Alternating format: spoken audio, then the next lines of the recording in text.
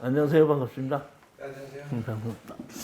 오늘은 제가 이 책, 이것이 진짜 특수경매다. 이 특수경매를 가지고 이 강의를 할 예정인데, 지금 코로나 때문에 정규 강의를 못했다가 6월 달서부터 매주 수요일 날 오후 2시서부터 4시까지 저녁 7시서부터 9시까지 이제 정규 강의를 다시 시작하게끔 됐고, 이달 25일 날이 이제 화요일인가요?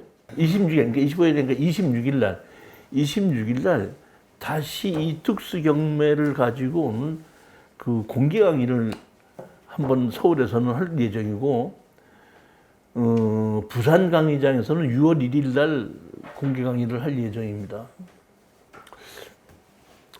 먼저 번에 제가 전화를 한번 받았는데 어떤 분이 해갖고 특수경매다 하니까, 특수경매는 무슨 경매를 특수경매라고 합니까? 이렇게 물어보시는 분이 있더라고요.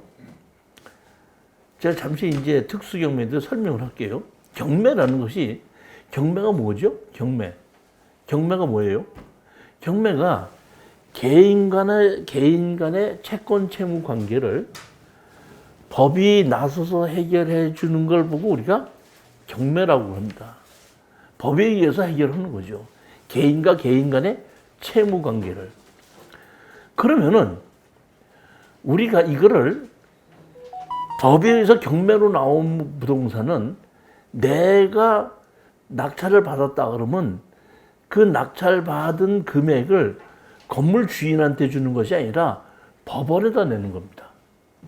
그럼 법원에서 그 돈을 받아가지고 이해관계인에게 나눠주게끔 되는 것이 이게 경매입니다.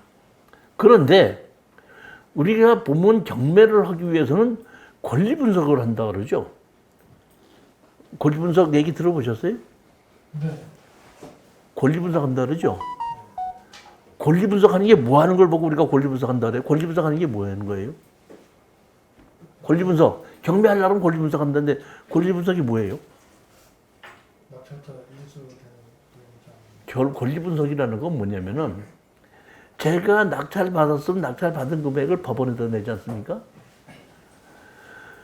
법원에다 내는 거 말고 그 부동산의 이해관계인에게 내가 따로 줄 돈이 있는가 없는가를 조사하는 걸 보고 우리가 권리 분석한다 그래요.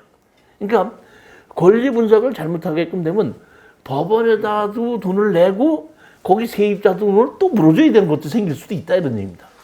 그러니까 어떤 때는 물어줘야 되고 어떤 때는 물어보지 않느냐. 다시 말하면 권리 분석이라는 그 정의가 뭐냐면, 경매로 나온 부동산을 내가 샀을 때 내가 법원에다가 대금을 납부를 하고 그냥 끝나는 물건이 있고, 법원에다 내는 돈 말고도 내가 또 해결해야 될 물건이 있을 때 이런 걸 보고 특수경매라고 그래요. 예를 들어 보겠습니다. 어떤 땅에 뭐가 있어? 집이 있습니다. 집이 있는데 경매로 나오기 때문에 그 땅에 대한 것은 잔금을 내므로써, 낙찰을 받고 잔금을 내므로써 땅에 대한 권리는 다 왔는데 그 땅 위에 누가 있죠? 건물이 있죠. 그 건물을 주인하고 내가 또 해결해야 되죠. 그러니까 특수경매라는 것은 뭐냐면 법원에다 내야 될 돈 말고 또 다시 해결해야 될 문제가 있는 부동산을 가지고 우리가 특수경매라고 합니다. 결국에 가서는 경매를 한다고 하더라도, 경매로 부동산을 사도 가격이 떨어졌을 때 사야지 수익이 생기는데, 법원에다 권리 분석을 해서 법원에다 내는 돈 말고 또 다시 내가 물어줘야 될 돈이 별로 없다. 이렇게 되면은 그 부동산은 가격이 어떻나? 떨어지지 않는다는 겁니다. 그럼 어떤 것이 가격이 떨어지느냐?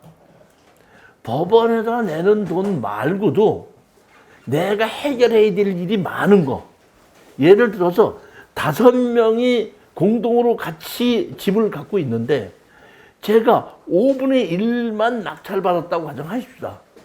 그러면 나머지 5분의 4를 갖고 있는 사람들하고 또 협상을 해야 되죠. 그러니까 법원에다 돈을 낸다고 해서 끝나는 것이 아니라 낙찰을 받은 그 물건을 갖고 별도로 내가 해결해야 될 문제가 있는 부동산을 가지고 뭐라고 해야 된다? 특수경매라고 하고, 이렇게 일반인들은 낙찰 받은 다음에 다른 사람하고 또 해결해야 된다 그러면 해결하는 것이 자신이 없다 보니까 사는 것을 꺼리게끔 되고, 꺼리다 보면은 된다 가격이 떨어집니다. 근데 가격이 떨어질 때 사서 조금 힘이 들더라도 내가 그 문제점을 해결하고 나면은 수익을 올 수 있다. 이것이 뭐예요? 경매입니다. 그러면 여러분이 이 특수경매에 들어가서 야, 법원에다 내는 돈 말고 내가 또 직접 사람도 만나야 되고 모두 만나서 해결해야 된다 그러면 그게 해결하는 것이 어렵지 않느냐, 이런 생각을 하실 수가 있어요. 근데 우리 지금 사람들이, 인간이라는 사람들이 이렇게 사회적으로 도시에서 이렇게 모여서 살던 것이 몇백 년, 몇천 년이 됐지 않습니까? 그렇기 때문에 여러분이 얼른 잘 모르지만은 그러한 관계에 의해서, 이해관계에 의해서 다툼이 생겼을 때는 어떻게 하자는 것이 법에 다 나와 있습니다. 예를 들어 보면은 내 땅이 있는데 내 옆집에 있는 사람이 뭐를 심었어? 나무를 심었어. 나무를 심어서 가재미가 넘어와. 이럴 때 어떻게 처리한다는 것이 법에 있어요, 없어요? 있습니다, 보면. 그럼 가지가 들어올 수도 있지만 뿌리가 들어올 때도 있을 수 있죠. 그것도 어떻게 하면 처리할 수가 있습니다.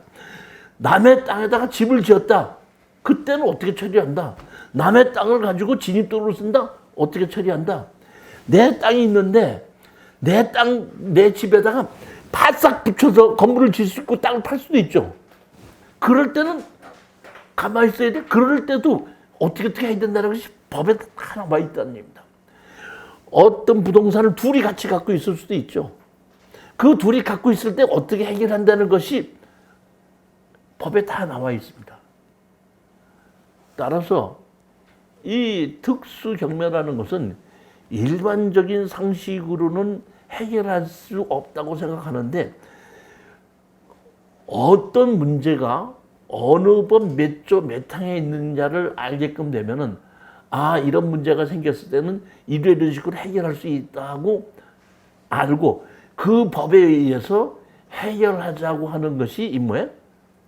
특수경매입니다. 일반 경매보다는 권리 분석하기가 어렵고 뒤처리하는데 시간이 걸릴 수도 있고, 또 마음대로 안 되다 보면 속이 탈 수도 있고 여러 가지 문제가 있을 수 있지만은, 그 대신에 특수경매는 그만큼 수익률이 또 높다는 겁니다. 자, 오늘 이것이 진짜 특수경매다 해갖고 제가 이렇게 책을 써가지고 오늘 강의를 하게끔 되는데, 특수경매에 입문을 하려면은 그 문제점을 해결할 수 있어야 되는데, 그 문제점을 해결하는데 법을 설명하게끔 되면은 얼른 여러분들이 이해가 잘 할 수 없기 때문에, 제가 실전 사례에서 이런 문제가 있을 때 이런 법을 가지고 이렇게 해결합니다, 이런 방법으로 오늘 책을 썼기 때문에 이 책 자체가 전부 다 실전 사례 위주로 되어 있습니다. 자, 한번 보면은 특수경매 시 알아야 되는 법규 이렇게 있는데, 제가 사람과 사람 간에 재산 간에 다툼이 있을 때에 어떤 식으로 해결한다는 것이 법에 나와 있다고 그랬죠. 다 나와 있습니다. 한번 보시겠습니다. 자, 이게 처음에 보시게끔 되면은 경매는 강제 경매가 있고 임의 경매가 있습니다. 강제 경매와 임의 경매 차이가 뭐죠? 강제 경매와 임의 경매. 강제는 강제로 하는 거고 임의는 임의로 하는 거고. 아니 이제 우리가 채권 채무 관계가 만들어진다는 얘기는 돈을 빌려준다는 얘기죠. 그렇죠? 그럼 돈을 빌려줄 때 돌려받을 수 있는 장치를 해놓고 빌려줘야 되겠죠. 그러니까 돈을 빌려줄 때 돌려받을 수 있는 장치를 해놓는 것을 보고 우리가 뭐만 설정이라고 그러죠. 즉 설정인데 제가 어떤 분에게 우리 사장님에게 1억만 빌려주십시오 그랬더니 사장님께서 1억 빌려주면 어떻게 할 건데 제가 월 일부 이자 드리겠습니다. 그래? 그럼 내가 빌려주겠는데 혹시 네가 안 갚을는지 모르니까 정확하게 갚겠다는 거를 뭐를 하면은 내가 1억이 여유가 있으니까 빌려주마. 그러니까 제가 얘기합니다. 제가 아파트에 지금 살고 있는데 그 아파트가 한 3억 합니다. 그러니까 사장님께서 저한테다가 1억을 빌려주신다면은 제가 설정을 해드리겠습니다. 그러면 설정을 하게끔 되는데 1억을 빌려줬는데 만약에 안 갚으면 이자를 준다는데 이자를 안 갚을 수도 있고 안 갚으면 경매로 또 집어넣어야 되면 경매 비용이 들어갈 수 있죠. 그러니까 사장님께서는 저한테다가 1억을 빌려주면서 1억 한 3천만 원을 어떤다? 설정을 해놓습니다. 그러면 설정해놓고 돈을 저한테 빌려줬거든요. 돈을 빌려줬는데 제가 안 갚지 않습니까? 안 갚으면은 저한테 허락을 받을 게 없이 사장님께서 법원에다가 이종시 씨한테 내가 1억을 빌려줬는데 안 갚고 있습니다. 그러면 내가 받을 수 있게끔 제가 가지고 있는 그 아파트를 내가 설정을 해놨으니까 경매로 집어넣어서 저한테 받을 수 있게끔 해 주십시오. 처음서부터 돈을 빌릴 때부터 내가 안 갚았을 때는 저한테 건물 주인이 나한테 허락을 받을 거 없이 그냥 경매로 집어넣어서 돈을 회수할 수 있게끔 장치를 해놨을 때 경매가 나오면 임의경매입니다. 이게 임의경매입니다. 강제경매는 이런 경우입니다. 사장님께서 저한테 1억을 빌려주셨는데 그냥 믿고 빌려줬다 보니까 설정을 안 해놨어요. 설정을 안 했는데 제가 어떻게 한다? 안 갚는 거야. 그러니까 할 수 없이 우리 사장님께서 판사님한테 일렀어. 이종실이가 한테 내가 1억을 빌려줬는데 제가 안 갚고 있습니다. 갚으라고 해 주십시오. 하면은 판사님께서 저하고 사장님하고 두 사람이 얘기를 들어보고 진짜 1억을 빌린 것이 있다는 것이 확인이 됐고 근데 갚은 것이 없다는 것이 확인이 되면은 1억을 갚아라 하고 어떤다? 판결문을 내려줍니다. 그러면 사장님이 저에 대한 재산을 다 조사해서 아무거나 너 갚아라 해갖고 경매를 집어넣는 것이 이게 뭐예요? 무슨 게 강제경매입니다. 그러면 강제경매를 하든지 임의경매를 하든지 시간이 지나고 뭐 하는데 어떤다? 시간이 걸릴 수가 팔릴 때까지는 감정도 하고 팔릴 때까지는 시간이 걸릴 수가 있는데 언제든지 잔금을 내기 전까지 채권 채무 관계를 갚게 되면은 그러면은 그 경매는 어떤다? 취하가 됩니다. 취하가 돼서 중지되고 취하가 됩니다. 그런데 이미 경매는 돈을 안 갚다 보니까 경매로 집어넣지 않습니까? 집어넣어서 누가 낙찰을 받았어요. 우리 사장님이 낙찰을 받았다고 가정합시다. 받았는데 이제 법원에서 몇 월 며칠까지 잔금을 내라고 나왔는데 그 잔금을 내기 전에 제가 그 빚을 어떤다? 갚아버리지 않습니까? 그러면 사장님이 낙찰 받았어도 그 경매는 취하가 돼갖고 입찰 보증금을 어떤다? 돌려드립니다. 그런데 임의 경매가 아니고 강제 경매인 경우에 낙찰 받기 전에 취하를 시키면은 관계가 없지만은 누가 낙찰 받은 다음에 돈을 갚아서 취하를 시키면은 낙찰자에게 내가 이 경매를 취하시키고자 하니까 좀 동의를 해 주십시오. 이렇게 해야지 취하가 됩니다. 그러니까 임의 경매든지 강제 경매든지 낙찰 대금을 지급하기 전에 채권 채무 관계를 청산을 하면은 경매는 취하가 되는데 임의 경매는 그대로 다 취하가 되고 강제 경매는 낙찰자에게 동의를 받아야지 취하가 된다는 것이 임의 경매와 강제 경매의 차이점입니다. 교수님 그러면 그 채권자가 취하할 때도 저 동의를 받아야 되는 거예요? 채권자가 직접 자기가 취하를? 아니 채권자가 돈을 갚으면 취하가 되는 거 아니에요. 그러면 경매 신청 채권자가 예. 배당받을 금액이 하나도 없어진 상황에서도 낙찰자 동의를 받아야 돼요? 경매 시스템인데? 아니죠. 그러니까 채권자가 취하가 되든지 뭐 채무자가 갚든지 채권자가 이거 경매를 중단시켜야 된다 하는데 이것이 누가 낙찰을 받고 난 다음에 강제경매 낙찰을 받고 난 데는 그 낙찰 받은 사람도 동의를 받아야 됩니다. 근데 낙찰 받기 전에 강제경매락도 누가 낙찰 받기 전에 갚게끔 되면은 그때는 그냥 취하가 되는 겁니다. 즉 다시 말하면 취하되는 시기가 누가 낙찰 받고 난데 낙찰 받기 전에는 강제경매든지 임의경매든지 그냥 취하가 되는 거예요. 근데 임의경매는 낙찰을 받았어도 잔금 내기 전에 채권 채무 관계를 없애버리면은 취하가 되는 거고 강제경매인 경우에는 낙찰 받은 다음에 채권 채무 관계를 갚으면은 낙찰자한테 동의서를 받아와야지 되는 것이 이 임의경매와 강제경매의 차이점입니다. 그 다음에 보면 12페이지 보시게끔 되면은 경매를 하다가 경매를 집어넣습니다. 뭘 했어요? 경매를 집어넣습니다.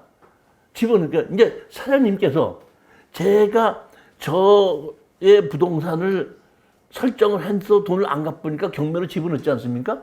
경매를 진행되는 도중에 제가 사장님한테 가서 이거 돈을 못 대서 미안한데 제가 지금 이자 하락도 뭐락도 얼마락도 갖고 왔습니다. 조금만 더 기다려 주시면 제가 갚겠습니다. 하면은 경매를 신청한 채권자가 법원에다 얘기해서 변경을 시켜 주십시오. 하면은 어떤다? 변경이 되기도 한다. 이게 보면 우리가 경매가 진행되다 변경됐을 때는 채권자가 된다? 기다려주는 경우입니다. 그러니까 그것도 보통 보면 한 달 정도씩을 기다려줘서 3번 정도까지는 변경을 시켜줍니다. 그 다음에 여기 보면 12페이지 보면 뭐가 있냐면 불허 있죠. 불허가.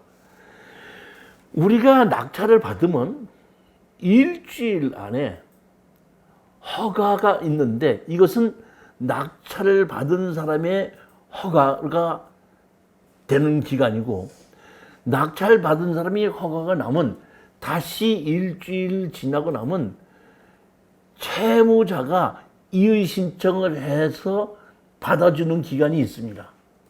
그런데 우리가 얼핏 봤을 때 경매 날짜에서 일주일이 채 지나지 않았는데 불허가 났다 그러면은 낙찰자가 불허가 신청을 한 걸로 보시면 됩니다. 낙찰자의 문제점입니다.